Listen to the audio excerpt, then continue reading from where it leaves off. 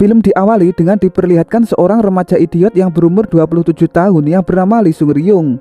Saking idiotnya, ia selalu berpakaian kumuh dan tak pernah merawat diri sama sekali. Setiap harinya ia bekerja sebagai penjual roti bakar di dekat sekolah adiknya. Seusai bekerja, ia selalu tampak seperti setia untuk menanti seseorang. Dan tak lama kemudian dari arah seberang terlihat seorang wanita cantik yang sehabis pulang dari Eropa selama 10 tahun. Sung Ryung merasa mengenalnya. Ia pun segera menghampirinya.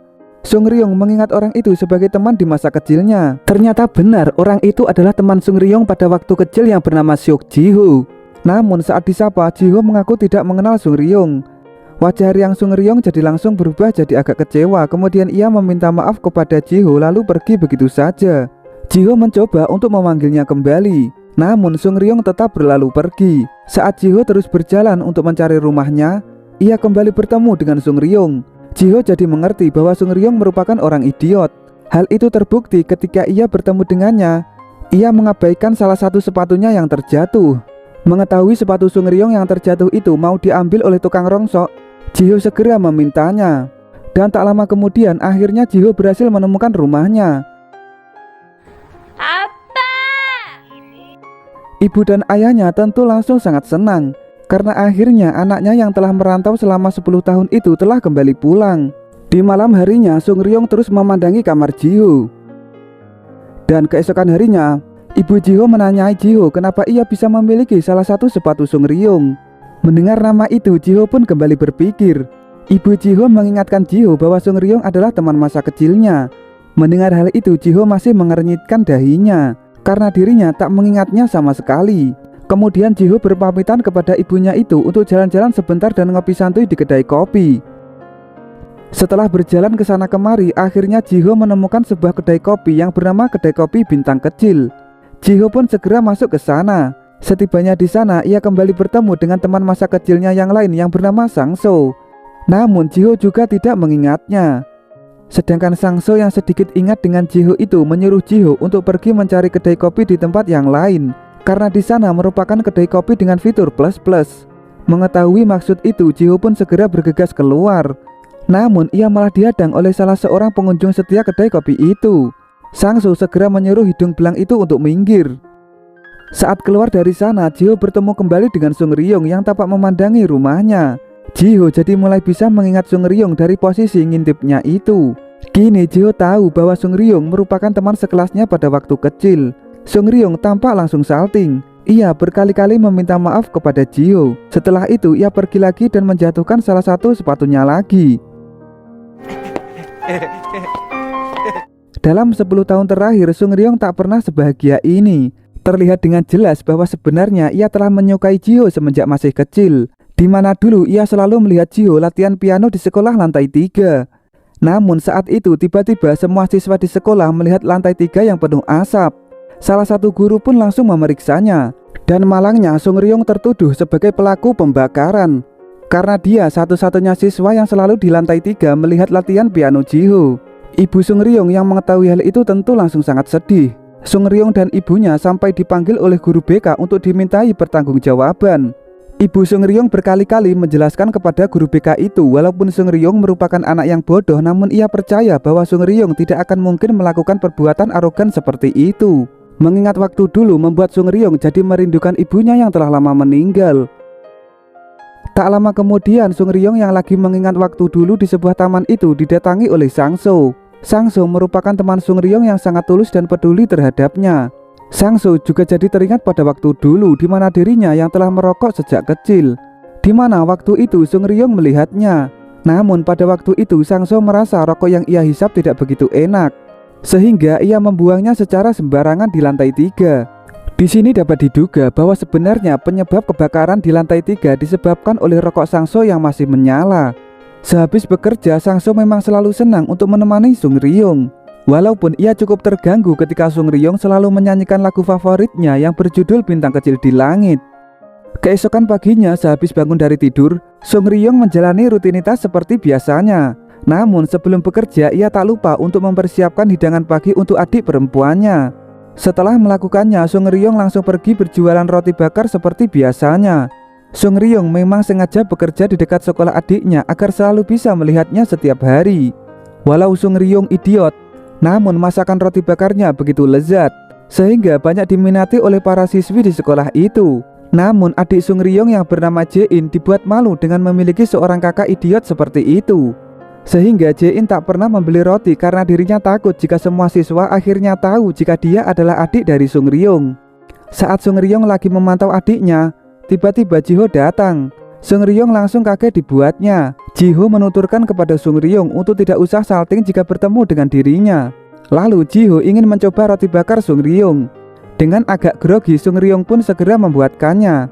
Karena agak grogi, Sung Ryong menumpahkan banyak gula ke dalam kue itu. Melihat hal itu, Jiho bisa memaklumi. Lalu saat Jiho mencicipi roti itu, ia juga menilai roti buatan Sung Ryong rasanya sangat lezat. Lalu saat mau membayar, Jiho membayarnya dengan 2 buah sepatu milik Sung Ryong yang telah ia pungut. Melihat hal itu, Sung Ryong langsung sangat senang kegirangan lagi sampai-sampai ia meninggalkan kedainya itu. Sepulang dari sana, ibu Jiho menunjukkan foto masa kecil Jiho, di mana pada waktu itu Jiho yang masih selalu takut jika harus tampil memainkan piano di hadapan semua siswa yang lain. Tampak di sana juga ada Sung Ryong yang selalu melihat dari balik jendela. Ibu Jiho memberitahu Jiho bahwa sebenarnya Sung Ryong tidaklah idiot dari lahir. Ia bisa menjadi idiot seperti itu karena terkena racun asap briket di rumahnya bersama ayahnya. Ayah Sung Ryong sudah tak tertolong, sedangkan Sung Ryong bisa selamat namun dirinya harus mengalami kerusakan otak secara permanen. Mendengar cerita itu, Jiho jadi lebih bersimpati kepada Sung Ryong. Lalu saat dirinya bertemu dengan Sung Ryong lagi, Sung Ryong tampak salting kemudian pergi lagi. Jiho jadi menanyakan kepada Sung Ryong kenapa setiap kali bertemu dengannya, Sung Ryong selalu kabur darinya. Sung Ryong langsung menceritakan waktu kecil dulu di mana dirinya dituduh sebagai pembakar piano. Dan saat itu Jiho jadi sangat membencinya dan berkata kepada Sung Ryong untuk tidak usah lagi menampakkan dirinya di hadapannya. Namun Jiho mengaku malah sudah tidak ingat dengan hal itu. Untuk itu mulai saat itu Jiho menyuruh Sung Ryong untuk tidak lagi kabur ketika bertemu dengan dirinya. Mendengar hal itu Sung Ryong jadi langsung sangat senang. Jiho juga ikut senang melihatnya. Lalu melihat sepatu Sung Ryong yang tampak mulai jebol, Jiho ingin memberinya sepatu baru. Mengetahui Jiho yang semakin perhatian kepadanya, Sung Ryong jadi semakin sangat senang. Ia pun segera beranjak pulang dan masih saja bermain dengan sepatu pemberian Jiho itu walaupun dirinya belum bisa memakainya secara pas. Jae-in yang melihat Sung Ryong yang selalu tidak becus memakai sepatunya itu hanya bisa cemberut melihatnya. Kau tak bisa memakai sepatu baru, mending kau pakai sepatumu yang lama saja. Dasar dungu, ucap Jae-in. Mendengar hal itu Sung Ryong jadi murung. Namun tak lama kemudian ia kembali ceria setelah tiba-tiba cuaca turun salju. Saking senangnya Sung Ryong terus bermain salju di dekat jalan rumah Jiho. Tak lama kemudian hal itu diketahui oleh Jiho. Jiho pun jadi tertarik untuk ikut bermain salju bersama Sung Ryong. Lalu Jiho jadi ingin mengajak Sung Ryong untuk berkencan dengannya. Mendengar hal itu Sung Ryong jadi langsung kaget. Lalu Sung Ryong menerimanya dan mulai mengajak jalan Jiho. Sementara itu Sangso yang mau menutup kedainya, tiba-tiba ia diajak kencan juga oleh seorang karyawatinya yang bernama Hyung. Hyung juga menuturkan kepada Sangso bahwa ia berniat ingin berhenti bekerja sebagai seorang wanita penghibur. Sangso bisa mengerti hal itu dan ia mau untuk diajak berkencan oleh Hyung. Sangso menyuruh Hyung untuk pergi duluan mencari tempat berkencan. Hyung senang mendengar hal itu. Namun tak lama kemudian ia malah mendapat telepon dari salah satu pelanggannya. Pelanggan itu memaksa Hyung untuk berkencan dengannya di waktu itu juga. Sung Ryong mengajak Jiho untuk makan bakpao hangat di sebuah pedagang pinggir jalan. Lalu tiba-tiba Jiho curhat kepada Sung Ryong bahwa karirnya yang telah ia bangun selama 20 tahun sebagai pianis telah hancur. Ia merasa setak dan semakin kesulitan untuk memainkan piano walau satu nada. Oleh sebab itulah ia pulang kampung karena di Eropa ia sudah tidak laku lagi. Ia merasa sangat sedih dan tak tahu harus berbuat apa. Sung Ryong hanya tersenyum lebar mendengar hal itu. Jiho jadi mengerti maksud Sung Ryong bahwa ia menginginkan dirinya untuk juga terus tersenyum. Dan saat keduanya pulang, Jiho kembali menampaki jalan di mana sepatu Sung Ryong telah meninggalkan bekas. Jiho tersenyum melihat hal itu. Kemudian ia mencoba untuk bermain salju seperti yang dilakukan oleh Sung Ryong. Dan tak lama kemudian ia malah bertemu lagi dengan Sangso. Sangso yang tampak agak kecewa karena telah menunggu lama Hyung itu pun segera berlalu begitu saja. Lalu Jiho menuturkan kepada Sangso sepertinya dirinya akan nongkrong di kedai kafe miliknya lagi, karena dirinya belum menemukan kedai kafe yang cocok untuk dirinya. Karena telah di PHP oleh Hyung, Sang-soo berjalan ke arah rumah Sung Ryung. Dirinya mengajak Sung Ryung untuk nongkrong bersama dirinya. Saat nongkrong, Sang-soo mengajak Sung Ryung untuk minum alkohol. Sung Ryung begitu tak menyukainya. Hingga akhirnya Sang-soo yang telah teler itu harus dipandu pulang oleh Sung Ryung. Dalam perjalanan, Hyung yang dipaksa oleh pelanggannya untuk menemaninya sempat melihat Sang-soo itu. Hyung jadi merasa bersalah karena tidak menepati janjinya. Keesokan harinya, Jae-in yang akan berangkat sekolah sudah muak melihat masakan roti dari kakaknya. Sang-soo yang tertidur di rumah Sung Ryung akibat mabuk tadi malam jadi terbangun. Jae-in menyuruh Sang-soo untuk menutup pintu rumah jika mau pulang. Melihat Jae-in yang belum sarapan itu, Sang-soo menyuruh Jae-in untuk sarapan terlebih dulu. Namun Jae-in menuturkan bahwa dia tidak akan pernah mau untuk makan roti bakar milik kakaknya itu, karena dirinya benci memiliki seorang kakak yang bisanya cuma masak roti saja. Sang-soo sedih mendengar hal itu. Sang-soo mencoba untuk menasehati Jae-in untuk sedikit berbelas kasihan kepada kakaknya itu. Namun Jae-in tak menghiraukan lalu segera beranjak pergi ke sekolah. Jae-in yang setiap hari berangkat ke sekolah melewati kedai kakaknya itu tidak pernah menyapa sama sekali. Sung Ryung hanya bisa bersabar dan mengingat kembali pesan ibunya dulu sewaktu sebelum meninggal dunia. Ibu Sung Ryung menasihati Sung Ryung untuk selalu menjaga dan menyayangi adiknya itu. Sementara itu, Ji-ho yang kembali mendatangi kedai kopi Sang-soo bercerita bahwa dirinya senang bisa bertemu dengan seorang teman lamanya. Walaupun teman lamanya itu agak idiot dan berpakaian kumuh. Mendengar hal itu, Sang-soo bisa langsung mengerti bahwa teman lama yang dimaksud itu adalah Sung Ryung. Ji-ho kaget Sang-soo bisa langsung menebak nama orang itu. Sang-soo hanya bisa geleng-geleng kepala melihat Ji-ho yang belum mengingat dirinya. Untuk itu, Sang-soo akhirnya memberitahu Ji-ho bahwa dirinya adalah sahabat dekat Sung Ryung sedari masih kecil. Mendengar hal itu, Ji-ho jadi malu karena dirinya tidak mengingat sama sekali. Tak lama kemudian pelanggan Hyung datang lagi. Ia menanyai kepada Sang-soo kenapa Hyung belum menampakkan diri. Sang-soo menuturkan kepada pelanggan itu bahwa di hari itu Hyung tidak masuk karena badannya lagi demam. Ji-ho jadi merasa kurang nyaman. Untuk itu ia memutuskan untuk pamit pulang kepada Sang-soo. Sang-soo menyuruh Ji-ho untuk datang lagi di lain waktu. Saat dalam perjalanan pulang itu, Ji-ho memergoki Sung Ryung yang lagi menyanyikan lagu Bintang Kecil di Langit. Seketika Ji-ho jadi langsung teringat masa kecilnya lagi, di mana waktu dulu ia sedang tampil bermain piano dalam sebuah event. Lalu tiba-tiba ia mendengar seorang anak yang menyanyikan lagu Bintang Kecil di Langit yang membuat dirinya jadi bisa mengingat melodi dan terus melanjutkan penampilannya. Kini Ji-ho jadi tahu ternyata anak kecil yang menyanyikan lagu itu adalah Sung Ryung. Kemudian Ji-ho mengajak Sung Ryung untuk nongkrong lagi sebentar di tempat biasa Sung Ryung nongkrong. Ketika Ji-ho menanyakan kepada Sung Ryung mengapa dirinya sangat suka nongkrong di situ, Sung Ryung menuturkan karena dirinya bisa melihat jelas bintang-bintang di langit yang mengingatkannya pada ibunya yang telah meninggal dunia. Ditambah lagi ia sebenarnya telah menunggu untuk bisa bertemu dengan Ji-ho. Untuk itulah ketika dirinya telah bisa bertemu dengan Ji-ho, ia senang bukan main. Sementara itu Hyung memutuskan untuk benar-benar berhenti menjadi seorang wanita penghibur. Sang-soo bisa memahami pilihan kata hati Hyung itu. Di keesokan harinya, seorang dokter membeli roti bakar kepada Sung Ryung. Dokter itu sangat terkesan dengan rasanya yang semakin hari semakin enak. Sementara itu, Jae-in yang berada di kelas merasa tidak enak badan. Teman-temannya pun jadi mengkhawatirkannya. Begitu pula Sung Ryung yang sempat melihat dari kejauhan. Untuk itu, Sung Ryung menunggu kedainya lebih lama lagi untuk berjaga-jaga apabila Jae-in membutuhkan pertolongannya. Namun tidak seperti biasanya ketika matahari telah terbenam, Sung Ryung belum melihat Jae-in keluar dari pintu gerbang sekolah. Sung Ryung yang sangat mengkhawatirkan Jae-in itu sampai tak sengaja menyentuh pemanggang roti yang masih panas. Tak lama kemudian Ji-ho datang dan menanyakan kepada Sung Ryung kenapa dirinya belum juga pulang karena mengingat hari sudah semakin gelap. Tentu Sung Ryung menjelaskan kepada Ji-ho bahwa dirinya sedang menunggu adiknya yang belum pulang. Ji-ho menyuruh Sung Ryung untuk segera pulang saja karena dirinya yakin adik Sung Ryung telah berada di dalam rumah. Dan benar saja sesuai dugaan Ji-ho, ternyata Jae-in telah berada di dalam rumah. Sung Ryung yang mengetahui hal itu langsung sangat lega. Namun Jae-in malah begitu jengkel mengetahui kakaknya itu masuk ke dalam kamarnya. Setelah itu Ji-ho melambaikan tangan untuk berpamitan pulang kepada Sung Ryung. Sung Ryung membalas lambaian tangan Ji-ho. Ji-ho jadi salfok dengan tangan kanan Sung Ryung yang melepuh itu. 안 아파. 괜찮아. Ji-ho pun segera ingin mengobatinya. Ji-ho mengobati luka Sung Ryung dengan salep yang dimiliki oleh Sung Ryung di rumahnya. Setelah itu Ji-ho juga tak lupa untuk memperbannya dengan rapi. Setelah itu Ji-ho berpamitan untuk pulang. Namun ia tak jadi melakukannya ketika Ji-ho mengetahui mengenai aktivitas Sung Ryung di malam hari yang selalu malas menggosok gigi.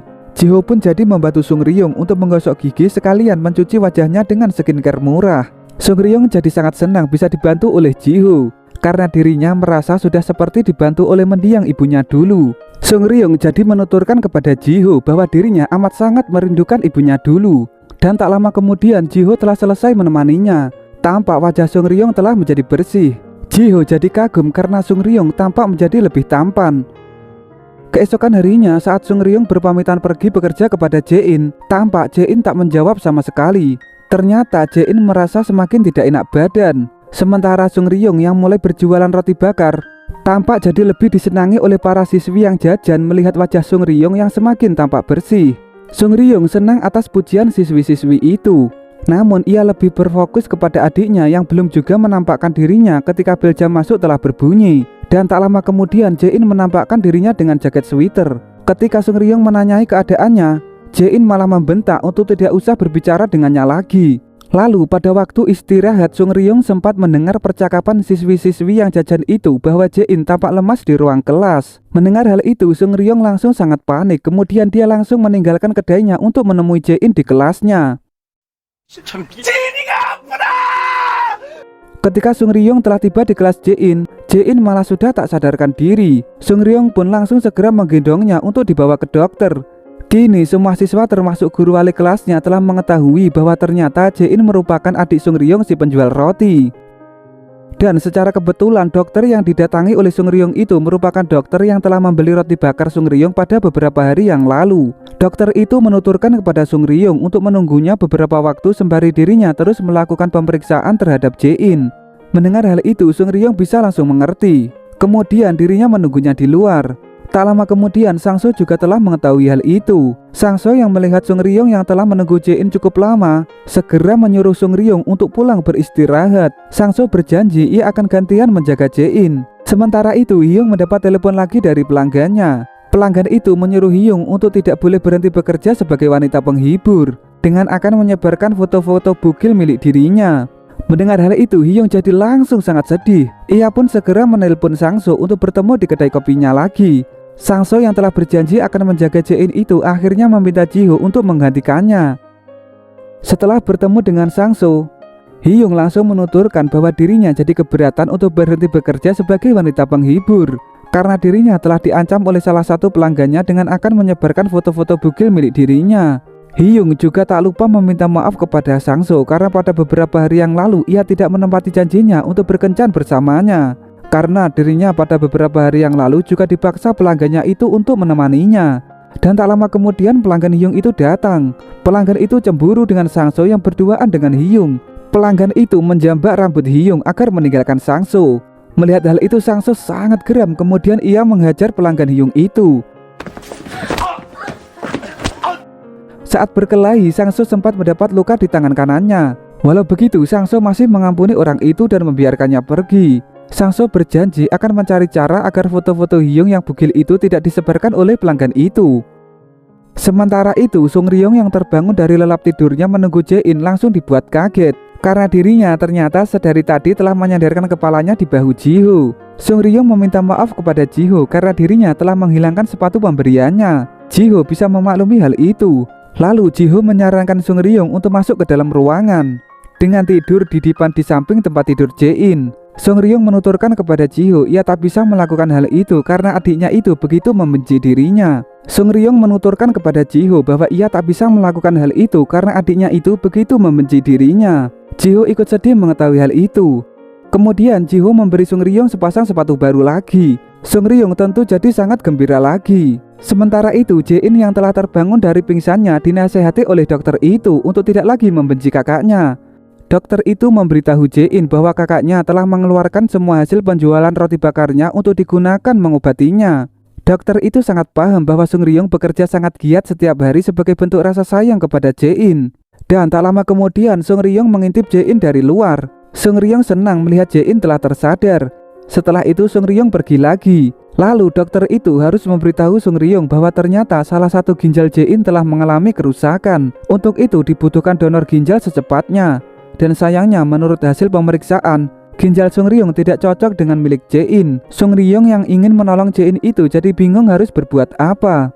Di malam harinya, Hyung mencoba berbicara baik-baik dengan pelanggannya itu agar pelanggan itu mau menyerahkan foto-foto dewasanya dengan memberinya beberapa lembar uang. Orang itu pun segera menyerahkannya kepada Hyung. Setelah melihatnya, ternyata foto yang disimpan orang itu merupakan foto biasa milik Hyung.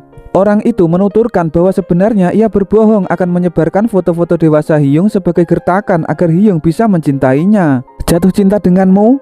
Melihat tingkahmu selama ini hanya membuatku jijik, ucap Hyung sambil pergi meninggalkannya. Apa kau tidak bisa mencintaiku karena Sang-so? Tanya orang itu.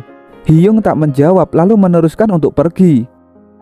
Keesokan paginya setelah hasil pemeriksaan ternyata ginjal Sang-so cocok dengan milik Jae-in. Sang-so yang bersedia sukarela akan mendonorkan salah satu ginjalnya kepada Jae-in itu membuat Sung-ryong gembira tak karuan. Ji-ho meminta maaf kepada Sang-so karena Sung-ryong lupa berterima kasih kepada Sang-so padahal mendonorkan ginjal merupakan suatu tindakan yang sangat besar. Tak mengapa, jika aku yang sakit pasti Sung-ryong akan melakukan hal yang sama kepadaku, ucap Sang-so. Lalu Sung-ryong kembali menengok Jae-in dan menjelaskan kepadanya bahwa Sang-so akan memberinya salah satu ginjalnya. Jae-in yang mendengar hal itu menyuruh kakaknya itu untuk masuk ke ruangannya. Sung-ryong agak kaget mendengarnya karena baru pertama kali ini seumur hidup adiknya itu mau ditemaninya. Mengetahui tangan Sung-ryong yang terluka itu, Jae-in langsung memarahinya karena Sung-ryong dinilai terlalu bodoh dalam menjaga diri. Walau begitu, Jae-in berterima kasih kepada kakaknya itu karena telah selalu merawatnya selama ini. Sembari menunggu Jae-in dan Sang-so melakukan operasi, Sung-ryong dan Ji-ho menunggunya di tempat biasa Sung-ryong nongkrong. Sung-ryong yang memandangi bintang di langit itu berharap proses operasi itu akan berjalan lancar. Lalu Sung-ryong juga meminta Ji-ho untuk memainkan pianonya. Mendengar hal itu, Ji-ho jadi sedih lagi. Ji-ho menjelaskan sekali lagi bahwa karirnya telah hancur dan ia telah merasa gagal menjadi seorang pianis. Namun Sung-ryong meyakinkan Ji-ho bahwa dirinya tidaklah gagal. Sung-ryong menilai permainan piano Ji-ho dari kecil itu selalu terdengar indah. Sementara itu, pelanggan Hyung telah menyewa beberapa pembunuh bayaran. Ia menyuruh kepada pembunuh bayaran itu untuk menghabisi Sang-so. Namun karena pembunuh bayaran itu tidak mengetahui ciri fisiknya, mereka ingin mengetahui ciri-ciri Sang-so secara mudah. Orang itu memiliki luka di tangan kanannya akibat berkelahi denganku pada beberapa hari yang lalu, jawab pelanggan Hyung itu. Lalu saat operasi donor ginjal telah selesai dilakukan, Sung-ryong ingin membawakan Jae-in beberapa snack makanan ringan. Namun saat dalam perjalanan ia malah dihadang oleh para pembunuh suruhan pelanggan Hyung. Para pembunuh bayaran itu telah salah mencari Sang-so karena kebetulan tangan kanan Sung-ryong juga mengalami luka akibat terkena panas pemanggang roti bakar pada beberapa hari yang lalu. Sehingga di hari itu Sung-ryong dihajar habis-habisan oleh para pembunuh bayaran itu sampai mati. Sebelum mati, Sung-ryong masih mencoba untuk menggapai sepatu pemberian Ji-ho agar tidak hilang. Ia juga melihat foto keluarganya ketika keluarganya masih utuh. Sung-ryong juga jadi mengenang masa-masa sedari dirinya masih kecil hingga dewasa yang selalu menyukai Ji-ho. Ia mengira ia akan hidup bahagia bersama Ji-ho. Keesokan harinya, kematian Sung-ryong telah diketahui oleh Ji-ho. Ia begitu sangat sedih dan tak menyangka Sung-ryong akan pergi secepat ini. Sementara itu, yang paling terpukul tentu adalah Jae-in. Karena ia yang selalu membenci kakaknya itu belum sempat untuk membalas kebaikannya. Dengan keadaan isak tangis yang sangat keras, di hari itu ia membuat laporan pembunuhan kakaknya itu ke kantor kepolisian. Sepulang dari sana, Jae-in memandangi langit-langit kamar Sung-ryong. Betapa bertambah sedihnya mengetahui bahwa ternyata selama ini Sung-ryong telah membuat catatan-catatan pengingat dirinya untuk terus rajin bekerja dan menjaga Jae-in. Jae-in tak menyangka ternyata kakaknya itu sebegitu menyayangi dirinya. Kini ia hanya bisa mengenang kakaknya itu dengan merapikan koleksi sepatunya di ruang gudang. 5 bulan telah berlalu, Hyung telah mendapatkan pekerjaan halal sebagai resepsionis. Sementara Sang-so meneruskan usaha berdagang roti bakar milik Sung-ryong. Sedangkan Ji-ho memutuskan untuk pergi ke Eropa lagi dan memutuskan untuk membangun karirnya kembali sebagai seorang pianis. Di hari itu ia telah bangkit dari rasa keputusasaannya bermain piano. Bahkan ia telah tidak takut lagi memainkan melodi-melodi sulit berkat motivasi dari Sung-ryong. Sehingga dirinya kini telah diterima menjadi seorang pianis profesional di sana. Dan film pun berakhir.